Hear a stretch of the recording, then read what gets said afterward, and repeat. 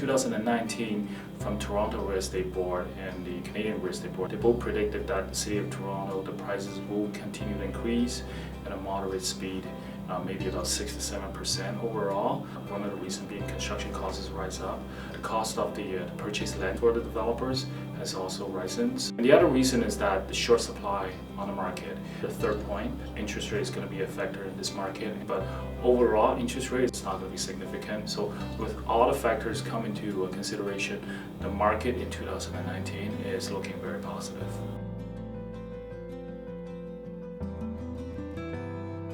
Choosing a good developer is actually very important.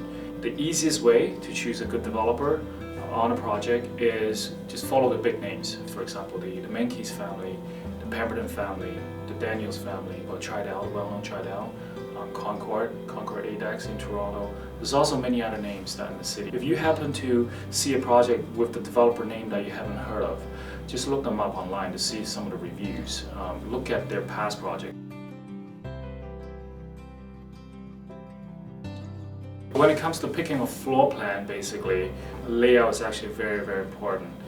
Anything that's rectangular base or square base is actually going to look good. If you're an end user, I recommend you go for a relatively higher floor so that you get a very good view, good feel about your unit. There are actually a lot of investors, they will look at lower floor units because your end price that you purchase is actually lower. From a rental perspective, lower floor, higher floor, the rental income is about the same. So might as well just pick a lower floor so that the return on investment is actually higher. All the directions are fine. Any north-facing unit is actually northwest-facing, which means it's going to attract sunlight coming out from the west into the room, which is also an option for you to choose from.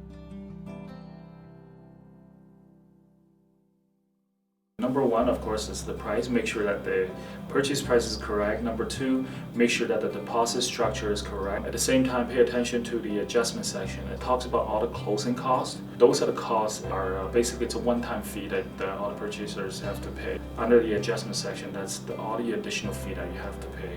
And usually that consists about 3 to 5%, sometimes 6% of the total purchase price. In the contract, also talking about the closing date, the tentative occupancy dates. There's also another important factor for investors to consider are the HST. So basically, for investors, they have to pay HST at the time of closing. They can also claim the HST back. For that, I recommend all the buyers to consult an accountant.